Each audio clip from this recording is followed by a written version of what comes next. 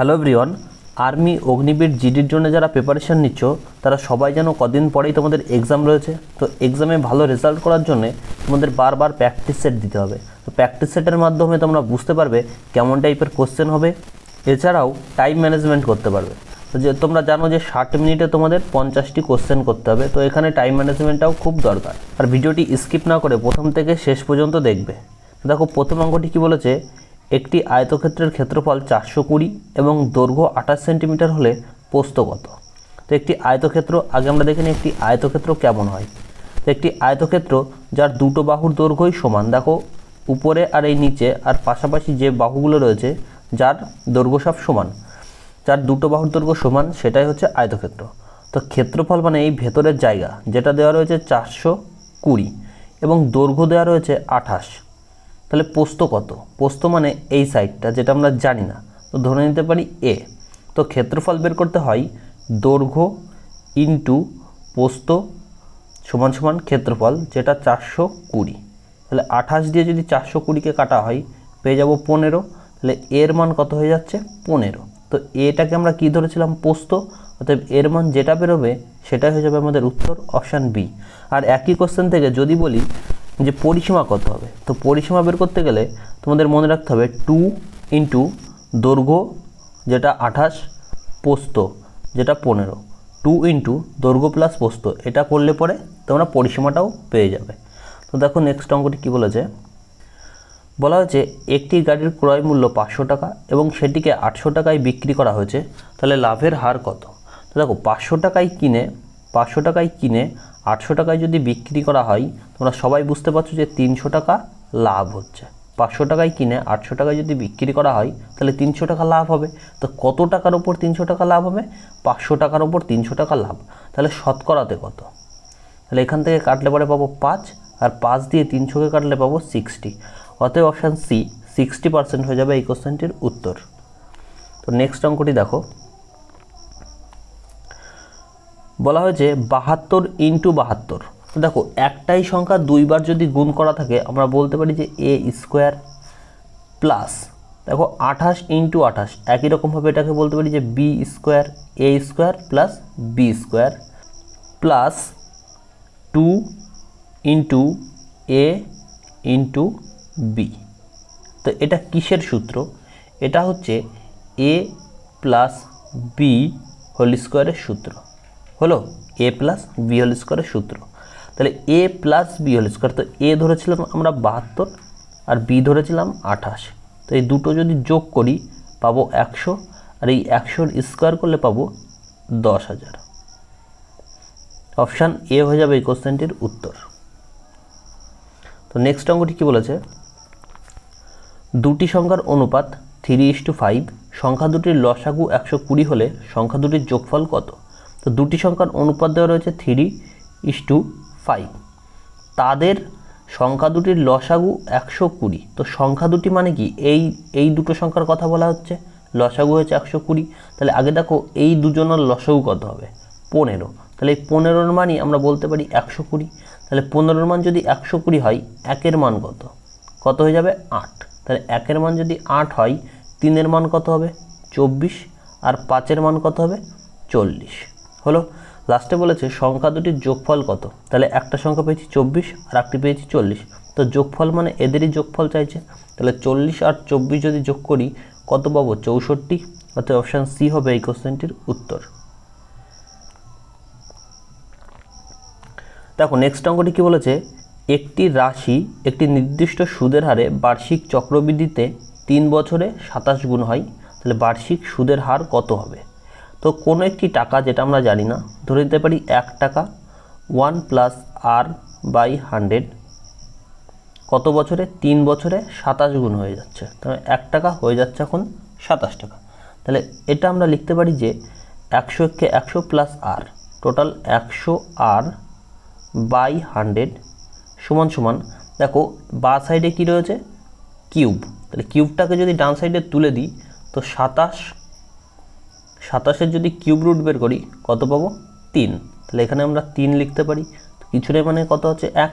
এবার এখান থেকে যদি কোনাকুনি গুণ করো লাস্টে আমরা পেয়ে যাব 200, আর এর মান কত পাবো? 200। তাহলে আমাদের তাই জানতে চেয়েছে যে বার্ষিক সুদের হার কত, অতএব 200% হবে এর উত্তর। তো নেক্সট অঙ্কটি দেখো, 6 দাগের অঙ্কটি বলেছে একটি ট্রেনের গতিবেগ 80 কিমি পার ঘন্টা হলে 20 কিমি দূরত্ব অতিক্রম করতে ট্রেনটির কত মিনিট সময় লাগবে। তাহলে 80 কিমি পার ঘন্টা বেগ, ট্রেনটি যে যাচ্ছে তার গতিবেগ কত ছিল, 80 কিলোমিটার পার ঘন্টা।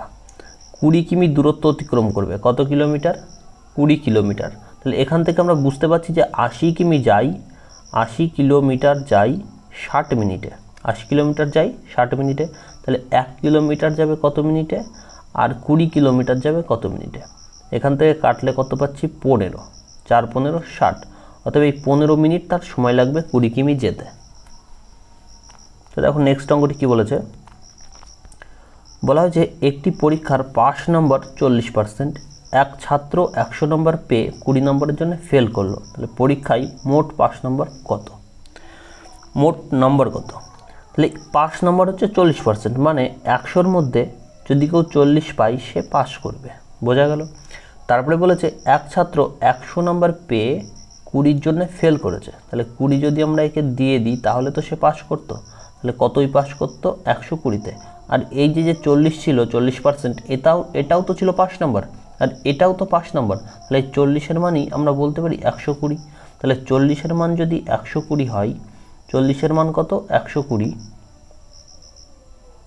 তাহলে 1-এর মান কত, আর 100-এর মান কত, কারণ 100টাকেই তো আমরা ধরেছিলাম মোট নাম্বার, 100 ধরে যা করব সেটাই আমাদের মোট নাম্বার।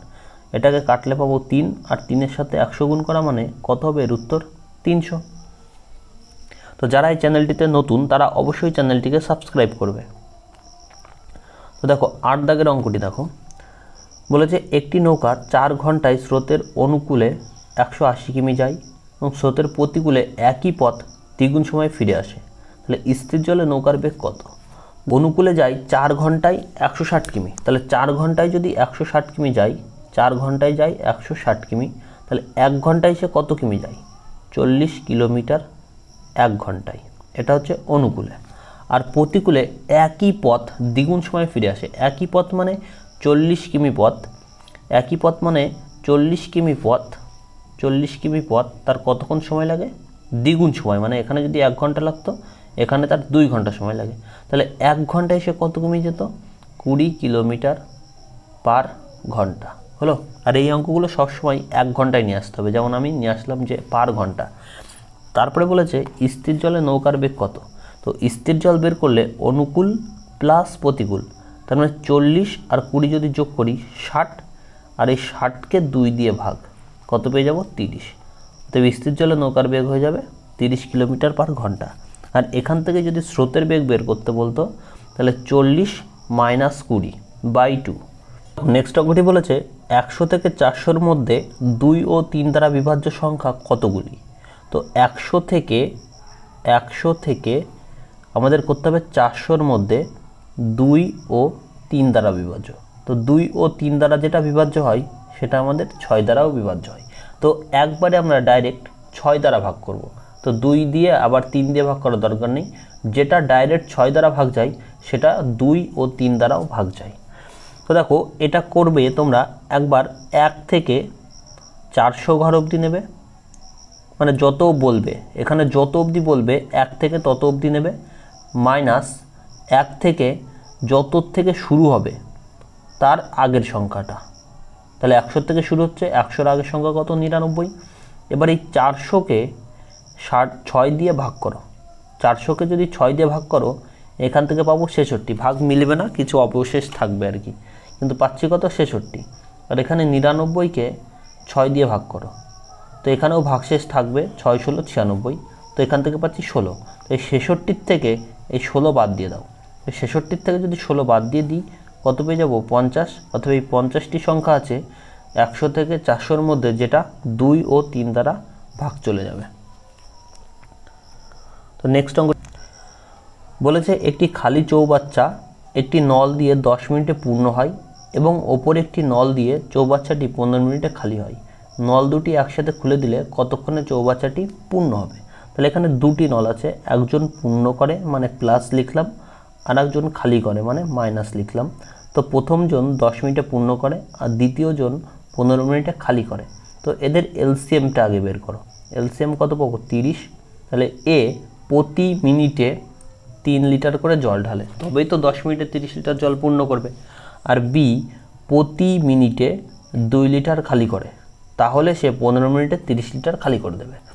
তারপরে বলেছে দুটি নল একসাথে খুলে দিলে কতক্ষণে চৌবাচ্চাটি পূর্ণ হবে। তাহলে দুটি নল যদি একসাথে খোলা হয়, এ নলটি 3 লিটার ঢালবে আর বি 2 বের করে নেবে। তাহলে আমরা দেখতে পাচ্ছি যে প্রতি মিনিটে 1 লিটার করে জল যাবে। প্রতি মিনিটে যদি 1 লিটার জল যায়, 30 লিটার পূর্ণ করতে কত মিনিট সময় লাগবে? 30 মিনিট সময় লাগবে। অতএব অপশান ডি হবে এই কোশ্চেনটির উত্তর। একটি বৃত্তের ক্ষেত্রফল 616 বর্গ সেমি হলে ব্যাসার্ধ কত? তো একটি বৃত্তের ক্ষেত্রফলের সূত্র তোমাদের মনে রাখতে হবে, পাই আর স্কোয়ার। তো এটি হচ্ছে বৃত্তের ক্ষেত্রফলের সূত্র। তো এইটার মানই 616। তো পাই মানে কি? 22/7 ইন্টু আর এর স্কোয়ার সমান সমান 616। তাহলে এটাকে কাটো, 11 দিয়ে কাটলে 11 দিয়ে 22, এখানে 11 দিয়ে কাটলে 5 11 55, 6 11 66, এখানে যদি 2 দিয়ে কাটি পাবো কত? 28। তাহলে আর স্কোয়ার সমান সমান 7 ইন্টু 28 করলে পাবো 196। তাহলে আর সমান সমান কত পাবো? 14। অতএব অপশান সি হবে এর উত্তর। নেক্সট অঙ্কটি কি বলেছে?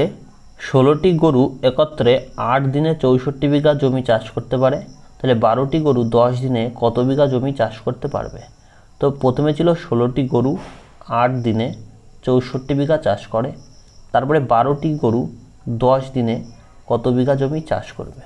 তো যেটা আমরা জানি না সেই মানটা নিয়ে আসো।